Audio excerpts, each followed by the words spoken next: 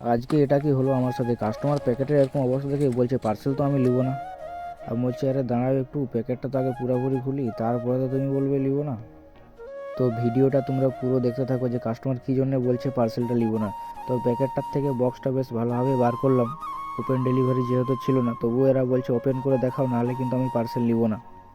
আমি বলছি ঠিক আছে চলো তাহলে ওপেন করে দেখিয়ে দিচ্ছি। আর দেখতে পাচ্ছ আমাকে দু সাইডে ঘিরে কেমন দাঁড়িয়েছে, আর এইদিকে দেখো প্যাকেটটা কেমন দিয়েছে কোম্পানি। এরপরে ওরা বলছে ভিতরে প্রোডাক্টটা যদি ভাঙা থাকে, বলছে তুমি এই পার্সেল এক্ষুনি ঘুরিয়ে নিয়ে যাও, এটা আমরা কিন্তু নিব না। আমি বলছি আরে ভাই দাঁড়াও, ওপেন ডেলিভারি তো তোমাদের নাই, তবুও তোমরা বলতে খুলে তো দিয়েছি, এখন তোমরা যদি না নাও তাহলে কী হবে আমার অবস্থাটা।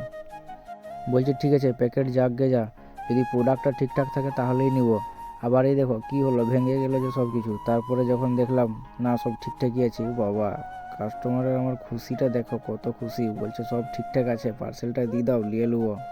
কত টাকা হয়েছে বলো, দেখছো।